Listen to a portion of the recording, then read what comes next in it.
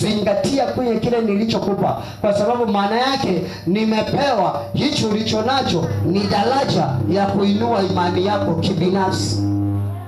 Bwana Yesu asifiwe. Haleluya, watu wa Mungu. Sasa nini kwenye hiki? Ufalme wa giza.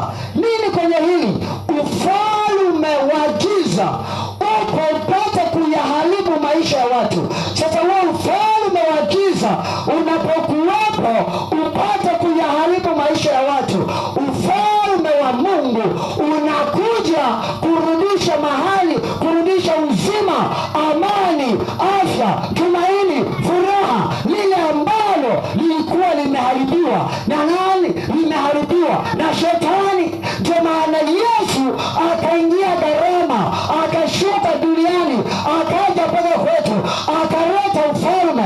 Alipoleta ufalme wake, wakasema mfalme amekuja, ufalme amekuja na ufalme wake. Hawakumwelewa Wayahudi, wakamuuliza, sasa ni lini utakapoturudishia ufalme wetu? Wao walitazama kwa jinsi ya mwilini, hawakutazama kwa jinsi ya rohoni, wakawaza kwa jinsi ya mwilini. Wakamuuliza, utamwambia utarudishia lini ule ufalme wetu? Waliwaza sio vile ambavyo yeye amekuja.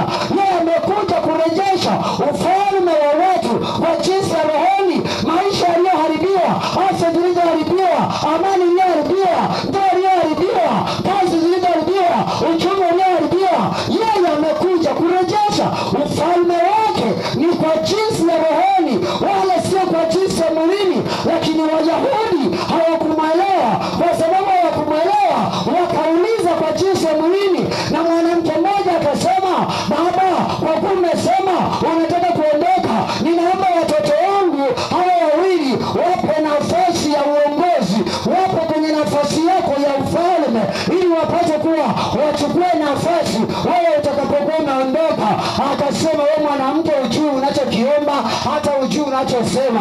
Kwa sababu walikuwa wanafikiria kwa jinsi ya mwilini, wala sio kwa jinsi ya rohoni, kama vile ambavyo yeye alivyokuja. Bwana Yesu asifiwe.